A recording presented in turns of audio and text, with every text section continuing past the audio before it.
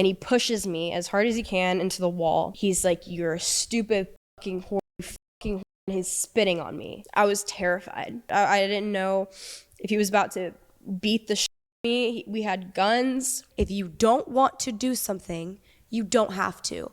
And he can go burn in hell if he wants his dick sucked. Tell the cameraman to fucking suck it. That is disgusting. So Mckinley Richardson has posted a part 2 to her interview where she completely exposed Jack Doherty. If you didn't know already, in part 1 she revealed how one of Jack's friends touched her inappropriately, how Jack was abusive, a terrible boyfriend, and was a substance addict. And if you thought that was bad, well trust me, it gets way worse. And hopefully this interview will cancel Jack Doherty for life. We've got a lot to cover today, so let's just get straight into it. And I don't know what was said. I can't really remember super well, but I remember him coming up to my face, sticking his finger in my face this close and saying, "You fucking stupid fucking whore." And I looked at him and I was like, "We're done. Like, I'm done." And I got up, I started walking, and that's when he put his hands on me. For the first time ever, it had escalated not only to emotional and mental abuse that he's put me through. He was grabbing onto me, not letting me leave the room.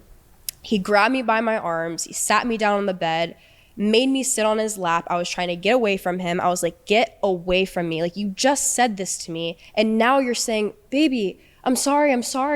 Like, I'm sorry. Like, what do you mean? Like, what do you mean?'" I'm like, you change like this. It's scary. It was scary. And there's a certain like look in his eyes. I'll never forget it. And when he would get this angry, because not only this night was the start of it, and then it continued, and then it got worse. So this was the first time Jack abused Mckinley, and trust me guys, this is nothing compared to what I'm about to show you. But yeah, Jack was insulting her, putting his hands on her, which is obviously disgusting. Unfortunately, she ended up going back though, as she said Jack apologized and showed a new side of himself. And you know, I guess it's the first time it happened, it may have been a one-off, and if he apologizes and says he will change, I get why Mckinley stayed. But it ended up being a great mistake as things got way worse. Now the next thing I'm about to show you is when Mckinley got pregnant. Jack did not take any of it seriously and started joking around that they should start a family channel to milk Mckinley and the child for money, instead of actually asking Mckinley if she's okay and if she even wants a child. But anyways, I felt like something was wrong, and I had never taken a pregnancy test ever in my life. And for some reason this one night I ordered one. I ordered the pregnancy test, I took it, and I set it aside. I'm like, you know what, I don't think this is why I feel this way. I'm really hoping it's not. I wasn't expecting anything, and it was positive. And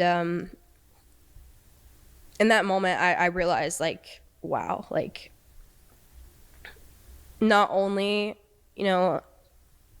I wasn't preparing myself for this, but with where we're at in our relationship and how I feel and like how he treats me, like, that's all that came to my mind. It was no happy thought at all.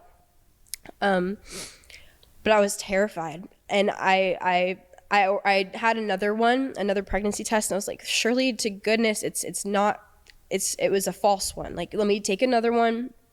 I took another one, and instantly positive. I was like, wow, like it's real. Like, this is real. My life is over. Like, that's all I was thinking. I was like, my life is done. Like, I don't know what I'm going to do. My parents are going to kill me. I even felt bad for, even just the fact that I had that, and I'm, actively taking Adderall. I was actively drinking. I was like, I had no idea. I go downstairs, and Jack is outside, and I was like, Jack, I need to talk to you. And I told him, and he didn't seem surprised whatsoever. He was like, W. He literally was excited over the fact that we were going to make the most money we have ever made in our lives. It wasn't because he was excited to have a baby with me and have a family and start a new era of our life. It was oh my gosh, we're going to start a family YouTube channel and you're going to make so much money when you're pregnant and you have a pregnant belly. And I remember looking at him and I was like, Jack, you do not realize if this is happening, I'm done. I'm not doing OnlyFans. I'm not doing that. And I don't want to be on social media. I mean, yeah, this really shows you how disgusting and mentally twisted Jack is. His long-term girlfriend got pregnant, and instead of checking up on her, does she want to keep it, just have a serious adult talk about it. No, he just drops a W and starts thinking how he can milk this for TikTok on YouTube. It's so messed up. It's so clear he didn't see Mckinley as a person at all, or really any woman around him as a matter of fact. To him, they are just objects he can milk for cash and treat like garbage. Literally just shiny objects he can post online to get clicks. Now, Mckinley would then go on to explain how she would get an abortion, as she felt like she wouldn't be able to keep the child. I know you didn't. But like, I never in a million years would have like thought I would be in that situation, but it's like, I felt like I was almost saving a life. I can't imagine that poor baby's life. And like, I don't know, it's so uncomfortable for me because I never wanted that to happen, ever. And I wanted, if anything, I wanted it to work. Like, I wanted to have it with him, and I wanted him to change, and I wanted him to step up. And it just, nothing. And even me finding out, it was still him fighting with me and degrading me. And I just like, it was the best decision for me, I felt like. And you know, I still think like to this day about it. And it's a really hard situation. Thank you.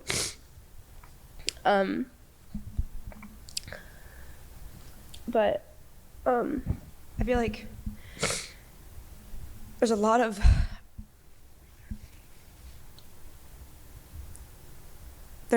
of controversy that comes with talking about making that decision. That's why I'm so scared. And I don't want anyone to judge me. And I want you to know, though, like, throughout those 2 years, you weren't choosing you.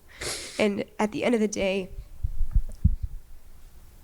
I think by now you would have had the baby, and it just wouldn't have been healthy for you. It wouldn't have been healthy for the child. It wouldn't have been the way that it needed to be. And I don't judge you. And I hope that, I know putting it out there publicly, it's hard. it is. But you made a decision for you. Like it wouldn't have been good for the baby. You made a decision for you and that child. And I want you to know, like, I know, I can't imagine how hard, I don't know. And I don't know what that looks like, but I want you to know, like, no matter what, like, you made the right decision for you.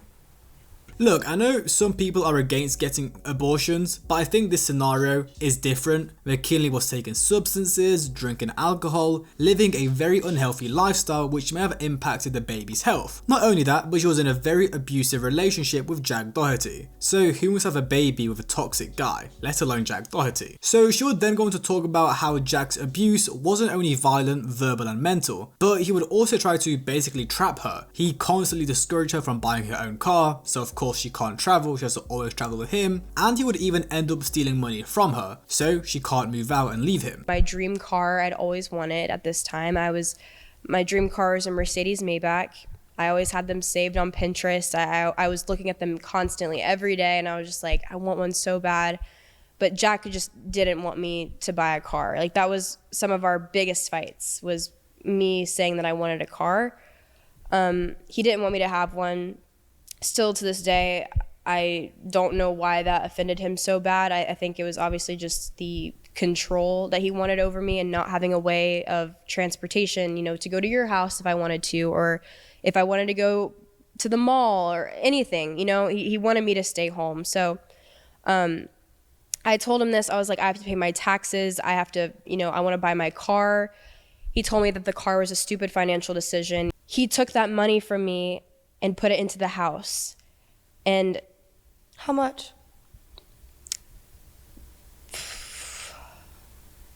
trying to think how much it was. I want to say $300,000 he stole from me. Did you say, where's the money? Did you say, like, hey, like, I have to wire for my fucking car. Where's the fucking money? I said that, and he said that we're buying a house. He never asked me if it was okay. Whenever I said, I don't think that's what I want to do, I don't want to do that, him and his dad would come to me and say how good it's going to be financially. It's going to be a good investment. Even though my name, Is your name on the house? No. He just took the money. Now, this is where things will start getting really bad and toxic, as now we're heading towards the end of the relationship. Firstly, things got so bad between Mckinley and Jack that she literally said she's going to put herself to sleep, as she couldn't handle it anymore.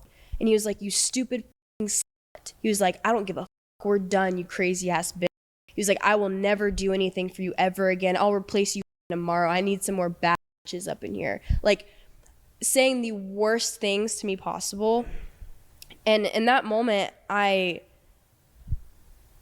want to talk about how I felt leading up to this moment, because I can't explain everything that I went through every day, but it was an everyday constant battle. And this night with him going, like, saying all these things to me. Is this the same night you bought your car? This is same day I bought my car. I remember saying, I'm just going to myself. And I don't know why I said that. I don't know why that came over me, but in that moment, that's all I felt like doing. I was like, there's no other feeling that I've ever felt in my entire life. How I feel right now with everything that has happened to me. I just want to fucking die. Like, I had no hope. And I walked out of the room, and I go into the office. I lock the door. And I'm laying down, and I'm hearing him. He's like banging on the door, because I had just said that, and I was at the toilet, about to throw up. I was drinking, and I wasn't going to do anything to myself. I realized that as soon as I said it, I was like, it's not worth it. It's not fucking worth it. I think you said it yet again. You don't need to defend yourself. I love you, and there's a reason you went through everything. There's a reason you said that. Like, he made you feel like nothing, right? And to prove to you guys how disgusting Jack really is, Mckinley would explain how he once basically forced her to give him the even though she didn't want to, and he wouldn't even speak to her after she did it. Like, I'm pretty sure that is great. Like, if she didn't want to do it, why are you making her do it? He comes in the room, he acts like everything's okay, and he asked me if I could give him head. And wait, what? No, yeah. He was after degrading me. Fighting. Wait, so after he called you a whore and yeah. You went where? Into the office, like the other spare bedroom. Okay, and then out of nowhere, he walks in. He's like, yo, I know, let's not address the fact that I just crashed the out on you, but can you give me head? Yeah. He looked you in the face. Yeah. Yeah. And in that moment, I thought everything was okay. And that was kind of why it was like, I'm okay, well, maybe this is, as sad as it is, I guess, like, his way of saying everything's okay. Like, we're good. I end up doing it, and as soon as, it's over, he gets up and gets on his phone and leaves the room. And I was like, okay, well, that felt like shit. Like, that was weird. And I leave the room, I go into the bedroom, and he was laying in the other bed, in our bedroom, and I was like, hey, and he was ignoring me fully again. I was like, yo, like, what happened? He's like, nothing. And then I was like, are you good? Like, I just sucked your. And then he was like, well, yeah, I don't give a I wanted my dick sucked. He's like, I'm still pissed. Yeah. So it all started again. It was, he made up with me to do that. And that was something, you know, if even though he was my boyfriend, there were times I didn't want to do certain things, and then he would be upset at me for not doing it. And he can suck my f***ing dick. I don't give a damn if he's your boyfriend. I don't give a f*** if you've been married for 30 years. If you don't want to do something, you don't have to. And he can go burn in hell if he wants his dick sucked. Tell the cameraman to fucking suck it. That is f***ing disgusting. He is f***ing... Yeah. And there's a lot about that. I just feel like whenever I was on my period, that was his week of getting head. And, like, I needed to do that every day. Even if I felt like shit. And, you know, if I didn't want to do something at a certain point, it was like I kind of had to, because he would say that, you know, if I'm not willing to do that, he would go find it somewhere else. And what's the point of, like, you know, being with me if I'm not able to give and, you know, give him what he needs. I can't. Yeah, now this is really vile, but as I've been saying all the way through this video, it got worse. As now Jack would be physically harming McKinley, spitting on her and pushing her, leading to injuries. And him getting angry at me for going to the place with Michelle and so that was another thing he brought back up, and what made it so much worse. It was like, see, you can't even do this fucking shit. He was like, you're a whore. Try to go find another guy that'll fuck with you. You have a fucking OnlyFans. Like, you're a piece of shit. Like, you're not all that. I'll find another bitch that'll make more money than you. Like, just saying things, tearing me down. And I remember all I said to him was, if I'm so fucking useless, then why do you take all my money? That's all I said. And that enraged him. He was furious. He stormed over to me. He was like, you stupid fucking slut. He's like, you're not grateful for shit. He was like, I should have never given you a fucking chance. And I'm brushing my teeth. I'm crying. There are tears coming down my face. And he comes right here and he's like, you're a stupid fucking whore. You fucking whore. And he's spitting on me. He literally, I could feel the fucking spit come off of his mouth because of how close he was to my face, screaming in my ear. And he pushes me as hard as he can into the wall. And I caught myself in my arm, which I have a picture of the bruise from the day after. He pushes me and I caught myself, and he told me, he was like, oh, you flopped. He's like, stop flopping. I was like, I did not flop. I said, don't you ever fucking put your hands on me, ever. And he was like, I didn't fucking put my hands on you. You flopped. He was like, I don't give a fuck. You flopped. So I walked outside to the outside balcony after that had happened, and I just remember I was on my phone. I think I had texted Michelle on Snapchat, and I was like, bro, like, I need to get the fuck out of here. But before I could even like do anything or text my parents, he had came outside and he was like, you're just so annoying, like, to deal with. I'm trying so hard not to fucking punch you in the fucking face. I'm trying so fucking hard. It's taking everything in me not to fucking punch you in the fucking stupid face. And he's grabbing his fist. He's red as fuck. His eye, it was not the normal Jack I was so used to. It was so, like, completely different. And I was terrified in that moment. I was so scared. I didn't know if he was about to beat the shit out of me. We had guns. He would always make jokes and say, like, I'm like, should we just ourselves? Like, I'll just you, I'll me, like, just ourselves. I didn't know. He was so enraged. I didn't know what he was capable of, so I just knew I needed to leave the situation. I needed to get out. When he said that he wished he could punch me in the face, or like he was trying so hard not to, I told him, I was like, we're done. I'm done with you. I'm absolutely done. I walk outside to my car, and that's when I called my parents, and I was sobbing to them. I was like, Mom, Dad, like, I'm done. Like, he put his hands on me again. This has been so horrible. Like, he's not getting better. It's getting fucking worse. I didn't know what to do. And they're like, McKinley, we love you. Like, if you want to come to Vegas, like, come to Vegas. But I don't want you coming here and then thinking like, oh, I miss him. Like, I want to go back. Like, I want you to finally be done. They were like, I don't know what you need to do, but you should reach out to Camilla. That's what they told me. They're like, you need a friend, like, to be with you, because nothing we say, we've been saying it, and we just feel like you're gonna go back.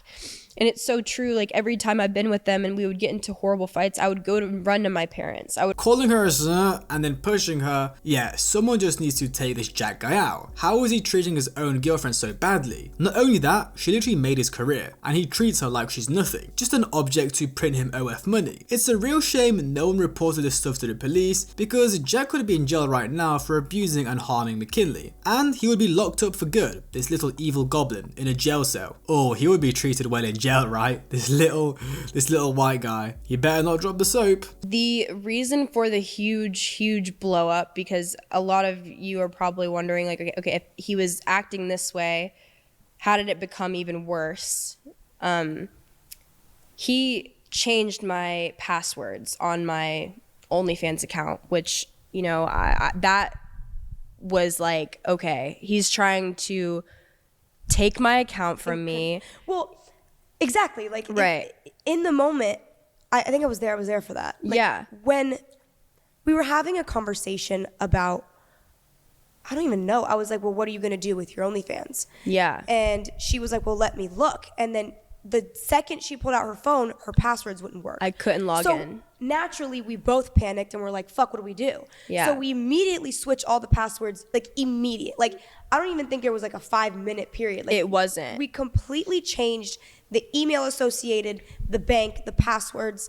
And obviously, because in her mind, it was like, I'm fucked. Like, if, like, yeah, everything in the balance is going to be gone if I don't go and switch it. So then this is where everything really started. He said, I changed your OnlyFans password on both your accounts, just so you know.